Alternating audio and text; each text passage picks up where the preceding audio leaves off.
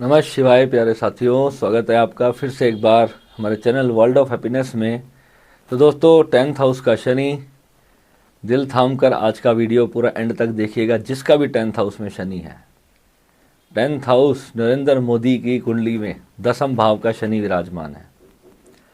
और 10th house में शनि करता क्या है, अपनी ही राशि मकर में अपना ही हाउस है। कालपुरुष की कुंडली के हिसाब से शनि का अपना ही घर है और सीधा अपने घर के सुख पर दृष्टि।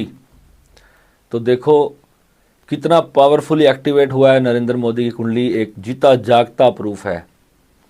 अपने घर का पूरा सुख चैन त्याग करके करियर की वृद्धि करी है। करियर जो कि उनको पीएम बना दिया। और एक बार नहीं, दो बार नहीं, अब तो पब्लिक चाहती है कि बस हमेशा पीएम रहे तो बस नरेंद्र मोदी ही रहे। तो सोचो कि कितनी प्यारी बात है। शनि महाराज मगर सब कुछ ले लिया है नरेंद्र मोदी से, देश के लिए अपना जीवन दे दिया है। यही शनि है, यही शनि की माया है। कुछ ले लेता है और कुछ दे देता है। इतना ले लेता है कि व्यक्ति अंदर अंदर पूरी ज़िंदगी रोता रहता है, और इतना दे देता है कि दुनिया वो होने के लिए तरसती रहती है। लोग ये सोचते हैं कि काश मेरा ऐसा भाग्य होता। क्या आप चाहोगे नरेंद्र मोदी जैसा भाग्य हो? कोई पत्नी नहीं, बच्चे नहीं, परिवार नहीं, माँ से अलग, अपना घर का सुख नहीं। और लोग सोचते हैं वो 10 लाख का सूट पहनता है, वो पीएम है, वो फ्लाइटों में घूमता है, वो दुनिया के जगह जगह पे जाके विदेशों में घूम रहा है। तो क्या ऐसा जीवन चाहोगे? पिछले 10-12 सालों में एक भी छुट्टी नहीं ली है उस व्यक्ति ने। जब से सीएम बने देश के, गुजरात के, और तब से देखो नाम इतना चमका कि आज दुनिया जहाँ से भी गुजरते हैं तो पहले ही ट्रक के ट्रक फूलों के भर के खड़ी होती है उनके स्वागत के लिए। तो यही शनि है भैया। शनि की माया कोई जान नहीं पाया, मगर एस्ट्रोलॉजी ने शनि के बारे में जो भी रिसर्च किया है, आज जितना भी कम से कम शब्दों में, जितना एक छोटे से वीडियो में जितना शनि 10th हाउस को एक्सप्लेन करूँगा, मेरे अनुभव में बहुत सारी कुंडलियाँ 10th हाउस के शनि की मैंने देखी हैं और एग्जैक्टली ऐसी ऐसी चीज़ें मैंने पाई हैं।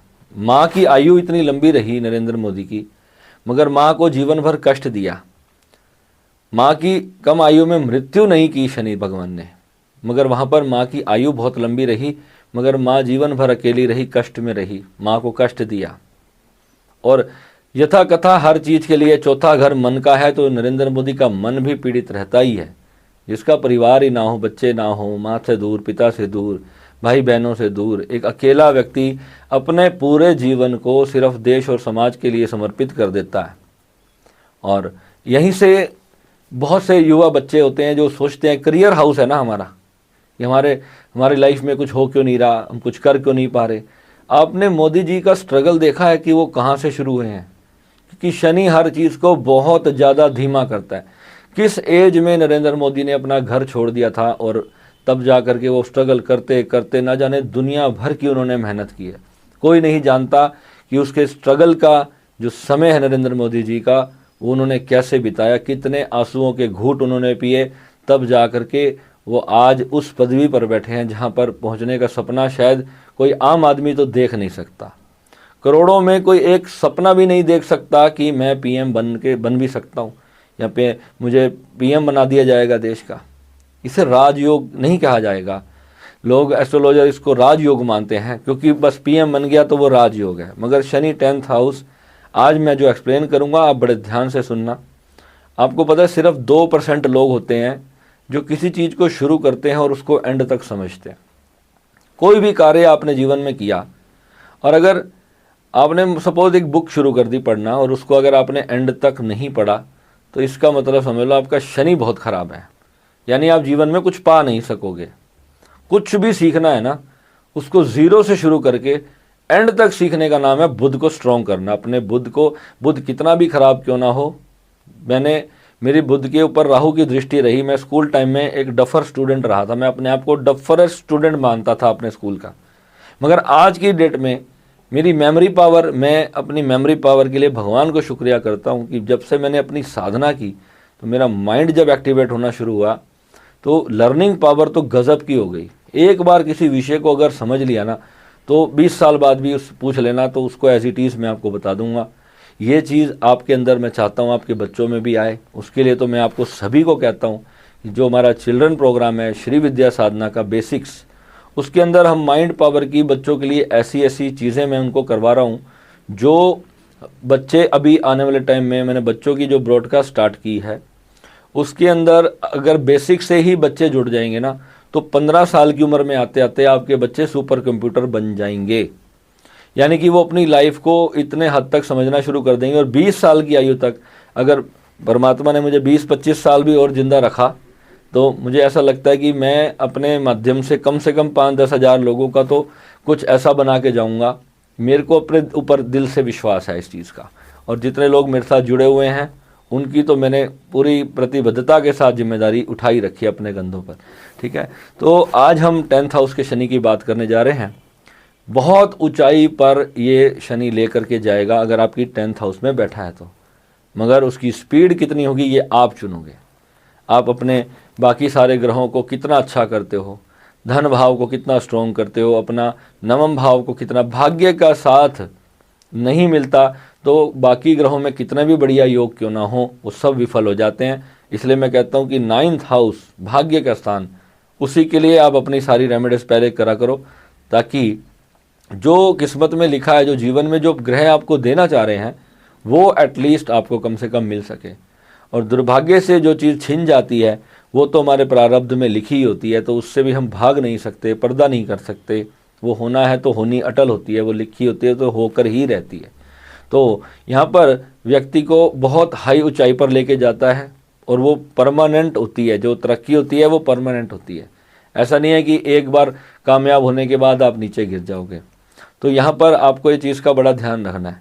यहाँ एक बात और है कि जैसे ये लोगों के जो रिश्ते खराब होते हैं वो क्यों खराब होते हैं, क्योंकि इसकी सीधी दृष्टि हमारे 7th हाउस पे होती है। जो 10th हाउस है हमारा, वहाँ से 7th हाउस पे सीधी सीधी दृष्टि होती है।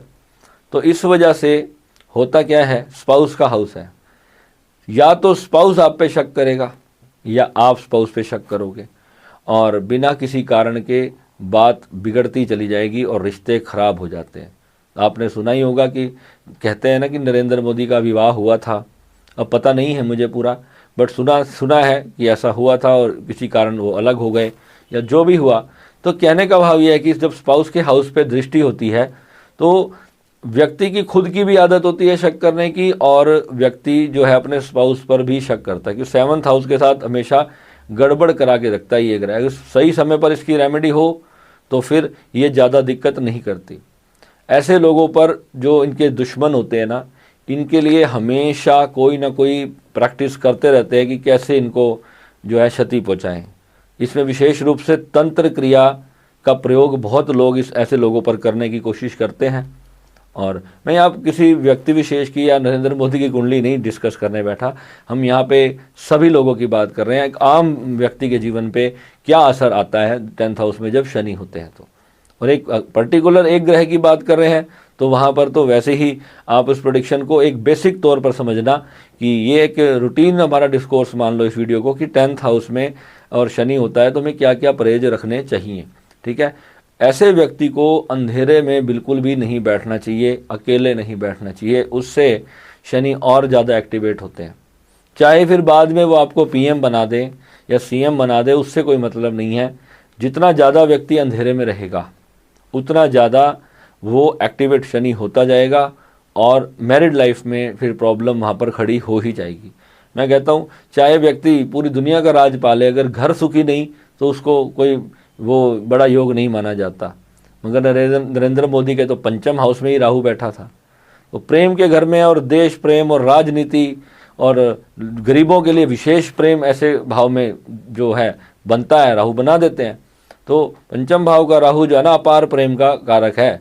व्यक्ति अपनी जान तक अपने देश के लिए देने से हटेगा नहीं, ये योग लिखा हुआ है। चाहे कोई कुछ भी बोले कि वो राजनीतिक है या ऐसा है, मगर उसके जो योग बने हुए हैं मोदी जी के वो इतने पावरफुल हैं कि जो उनकी करनी में साफ साफ दिखाई देते हैं। यानी निष्काम भावना से प्रेरित होकर के सिर्फ देश के बारे में सोचना, उनका अपना पर्सनल कुछ नहीं है कि उन्होंने कोई प्रॉपर्टी छोड़ के जानी है।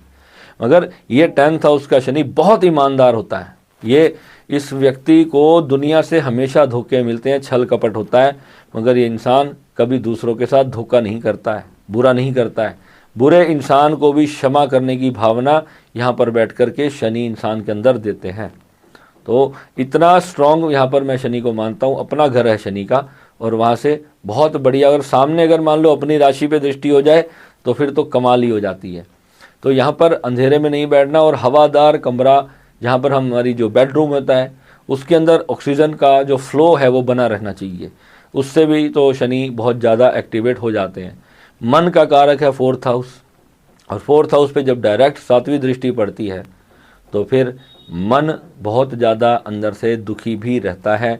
जब जीवन में कोई इच्छा करते हैं वो पूर्ण नहीं होने देते शनि, तो वहाँ पर जो है वो प्रॉब्लम क्रिएट करते रहते हैं, और मन इससे बहुत ज़्यादा दमित रहता है, दुखी रहता है, और बैठे बिठाए इंसान को कुछ भी नहीं मिलता है। यानी कि पीएम बन जाए या सीएम बन जाए या एसपी बन जाए, डीएसपी बन जाए, कुछ भी क्यों ना बने व्यक्ति अपने जीवन में, बिजनेस करे, व्यापार करे, कुछ भी, चाहे वो जॉब करे, मगर यहाँ पर बहुत धीमी गति से रफ्तार आती है। 40, 45, 50 साल लग जाते हैं जीवन को सेट करने में। तो इसके लिए विशेष रूप से कुंडली का अध्ययन और उसकी रेमेडी बहुत आवश्यक होती है सही एज में। अगर आप 20, 22, 23, 24 साल की आयु में सेटल नहीं हो पाते हो तो फिर आगे जीवन बड़ा ही कठिनाइयों भरा रहता है। तो फिर बाद में तो व्यक्ति राजनीति में जाए या कहीं लोक सेवा में चला जाए, कहीं भी चला जाए, तो ऐसे लोग ऐसी फील्ड्स में जाते हुए देखे गए हैं, और वो जाते भी हैं। शुरू में रोजगार का भी मामला होता है, मगर बाद में फिर बात अपने स्वाभिमान और अपना जो नेचर होता है उस पर तो फिर आती है। व्यक्ति कुछ भी कर ले, अपने स्वभाव को बदलना व्यक्ति के लिए मुश्किल होता है। अगर किसी के स्वभाव में नफरत है तो वो नफरत करेगा, स्वभाव में प्रेम है तो वो प्रेम करेगा, ठीक है, स्वभाव में सेवा है तो वो सेवा भाव से चलेगा। तो ये शनि यहाँ पर बैठ के एक ईमानदार स्वभाव बनाते हैं व्यक्ति का, और बहुत ही बढ़िया उनका जीवन होता है। समाज हित के लिए ये लोग अपना नाम चमका के जाते हैं, और इनके मरने के बाद भी इनको कई कई सालों तक याद किया जाता है। कमाल की बात यह, चाहे कुछ भी समाज सेवा करें, मगर ये लोग ईमानदारी से अपने जीवन को बढ़िया से निभाते हैं। उतार चढ़ाव भयंकर रहता है, क्योंकि गोचर में कभी शनि खराब घर में, कभी अच्छे भाव में, कभी खराब राशि से, बुरे नक्षत्र से होता हुआ जब चलता है तो अपने भाव का फल भी खो देता है। तो वहाँ पर फिर उतार चढ़ाव तो शनि का यहाँ पर पावरफुल उतार चढ़ाव इसलिए रहता है क्योंकि शनि अपने स्वराशि के होके बैठते हैं।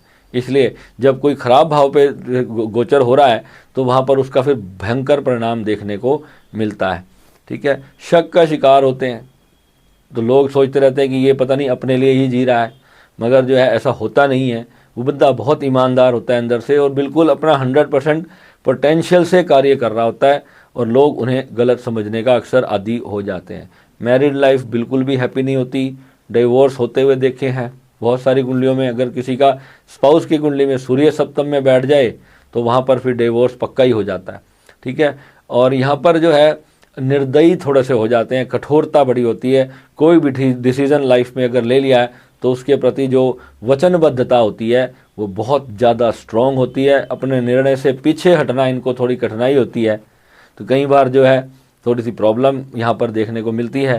तो झुकना फिर जो है अपने ऐसा हो जाता है कि निर्णय अगर मान लो जल्दबाजी में हो जाए, क्योंकि वो निर्णय जो है वो हमेशा अपने परिवार के लिए, समाज के लिए हित में सोच कर लिया गया होता है, बहुत सोच समझ कर लिया गया होता है, मगर कई बार निर्णय दूसरों को पसंद नहीं आता, तो फिर ऐसे व्यक्ति को निर्णय पीछे हटाने में बहुत ज़्यादा कठिनाई का सामना करना पड़ता है। और यहाँ पर ऐसे जो इंसान हैं उन्हें जो आयरन से रिलेटेड वर्क होते हैं, जिसमें लोहे का प्रयोग हो, शनि की धातु है लोहा, लोहे की धातु का प्रयोग हो और उसका वो बिजनेस करने लगे, या कोई ऐसी फैक्ट्री हो जहाँ पर वो लोहे की मशीनों में काम करते हैं। शनि का है, मशीनरी जो है वो शनि की है। और जो कंस्ट्रक्शन बिजनेस है जिसमें लोहे का बहुत ज़्यादा प्रयोग होता है, उसमें भी मशीनें होती हैं, दुनिया भर की लोहे की, आयरन की मशीनरी होती है। तो ऐसे लोगों को जो वर्किंग स्किल्स होते हैं, कि टेक्निकल इंजीनियर होते हैं, जो हार्डवेयर इंजीनियर होते हैं, तो ऐसी चीज़ों में उन लोगों को नहीं जाना चाहिए। उसमें बड़ी चोट या एक्सीडेंट की फिर संभावना ऐसे लोगों की बनती है। और इंजीनियरिंग लाइन जो होती है, जो भी मशीनरी मैकेनिकल वर्क होता है, इन लोगों के लिए बिल्कुल नहीं जाना चाहिए। चाहे कुछ भी कर लें, बिजनेस कर लें, धीरे धीरे स्ट्रगल तो लाइफ में रहेगा ही, मेहनत तो बहुत ज़्यादा कराएगा। एक बार तो व्यक्ति के पसीने निकाल देता है, बहुत ज़्यादा हार्ड वर्क करने के बाद सक्सेस मिलती है। तो आप ये बात मान के चलो कि हर चीज़ को पाने के लिए मुझे बहुत कठिन परिश्रम करना पड़ेगा, सरलता से आसानी से मुझे कुछ भी प्राप्त नहीं होगा। तो रेमेडी तो यहाँ पर अवश्य बनती है, तब जा कर के शनि फिर अच्छा फल देते हैं। और जो बाकी ग्रहों की यहाँ पे मदद चाहिए, सिर्फ शनि की यहाँ पर रेमेडी से कुछ नहीं होगा, बाकी ग्रहों की सपोर्ट लेना बहुत आवश्यक हो जाता है, तब जाके फिर करियर व्यक्ति का सेटल हो पाता है।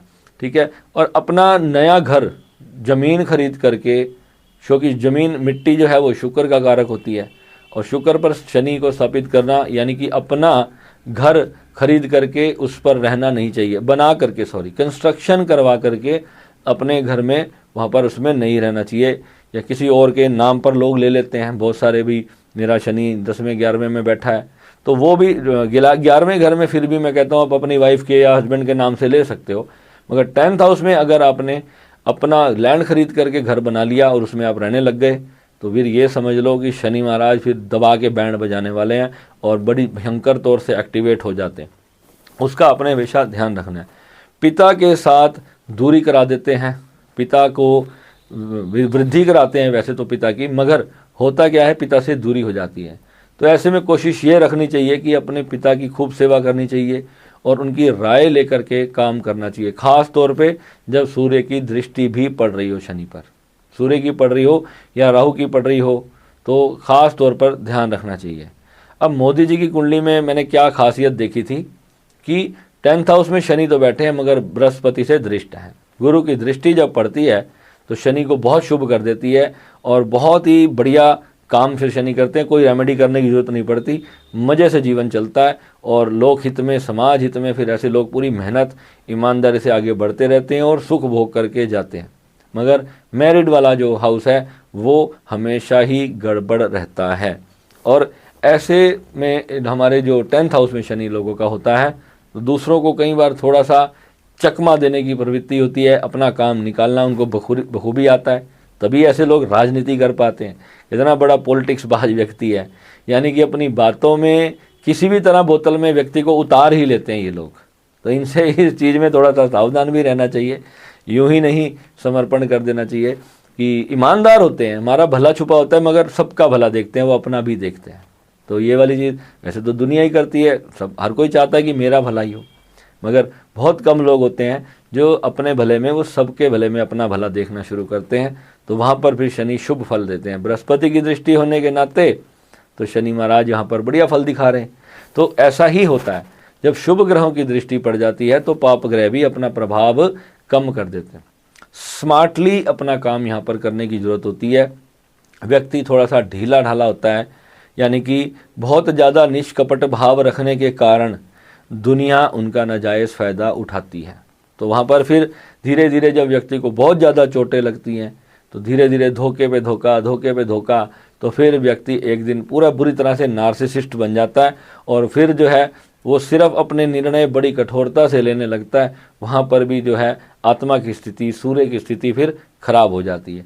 तो इसमें भी आपको ध्यान रखना है और बहुत ज़्यादा सरल नहीं बनना है इस दुनिया में। अगर 10th हाउस में शनि लेके आए हो, सरल होना बुरा नहीं है, मगर एक्चुअल में होता क्या है, जब व्यक्ति चोट खाता है ना, सरल बनने की कोशिश करता है, तो 10th हाउस वाले को, जिसके जीवन में शनि की चोट पड़ती है, तो वहाँ पर उसको व्यक्ति ही इस प्रकार के मिलते हैं जो अपना फ़ायदा लेने के लिए उसके हृदय को चोट पहुँचा कर ही जाते हैं।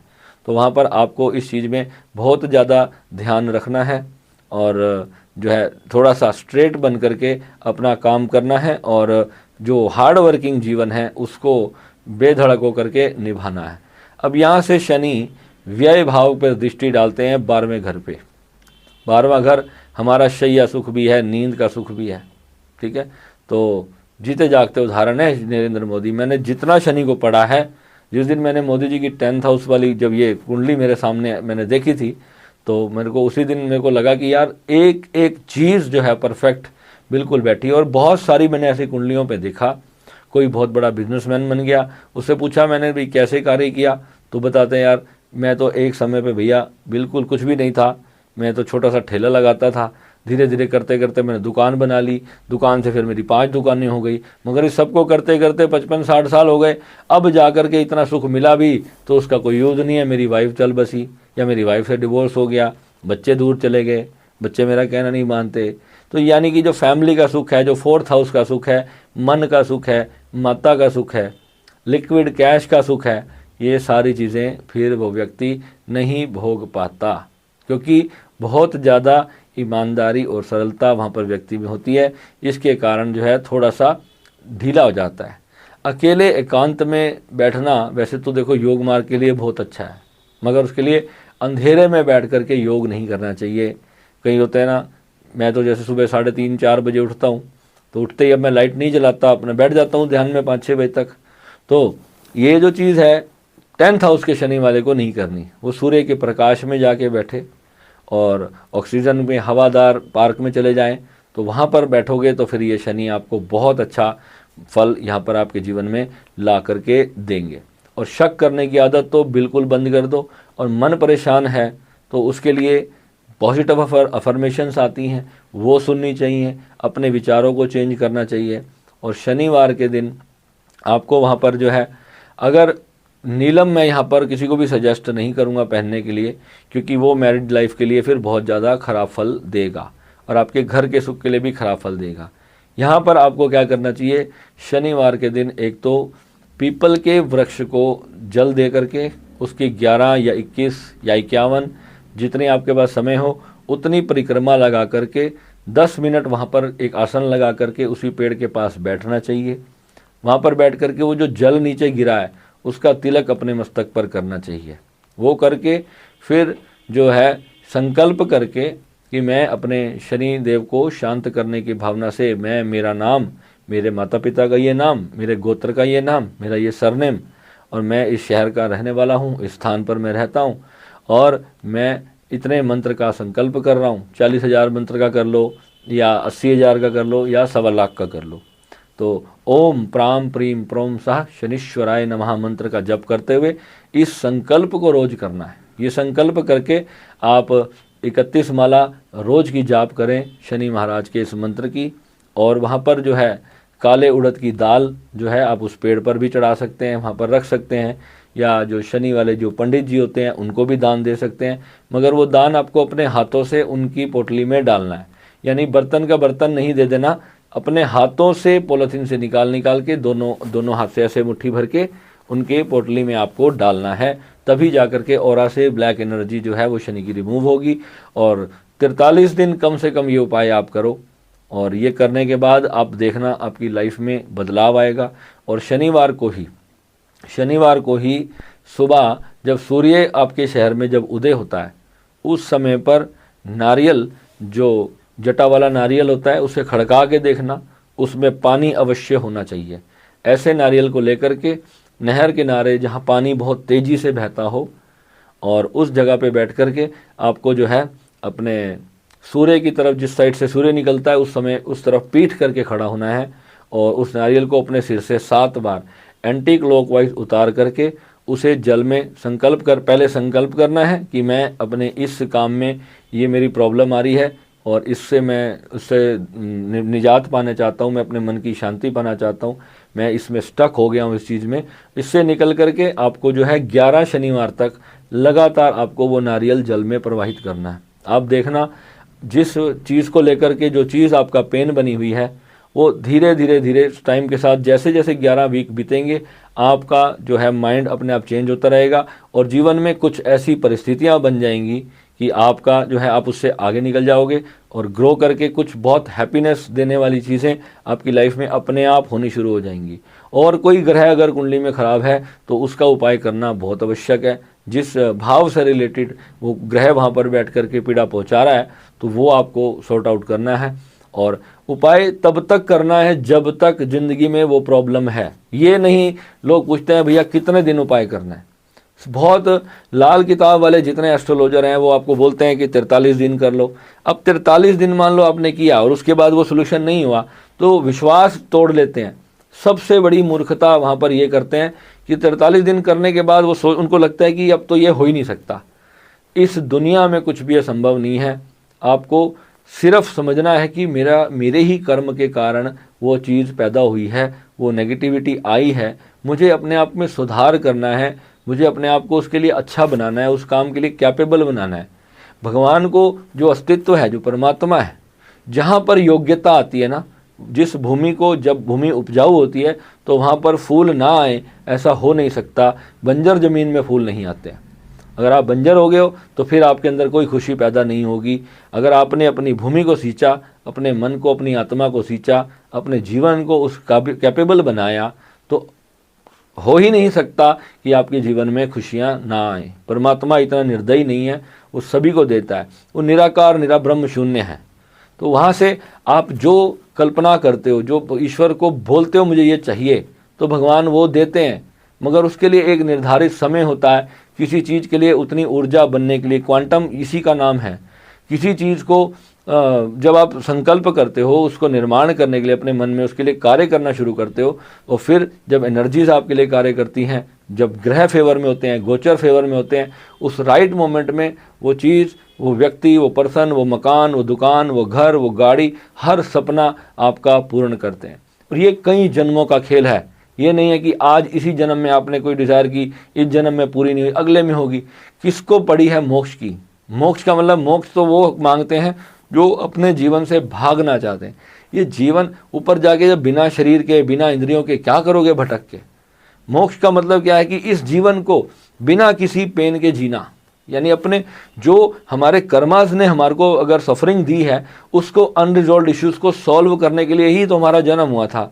हमारा जन्म हैप्पीली खुशियाँ बांटने और खुशी में रहने के लिए हुआ है, ना ही दुख में रहना और दुख लोगों को देना। इसलिए जीवन नहीं मिला हमारे को।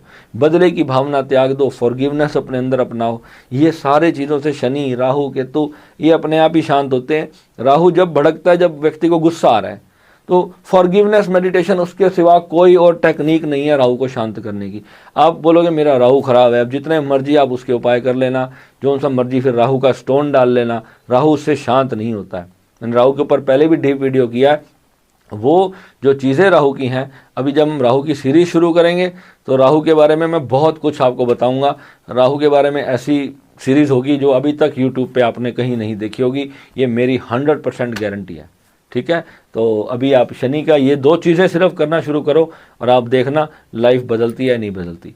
और शनि अगर आपको इस भाव में बैठा है, तो एक चीज़ और बोलना भूल गया मैं, काले और नीले ये दोनों कपड़ों से आपको सावधान रहना है, इनसे कपड़ों से बचना है आपको।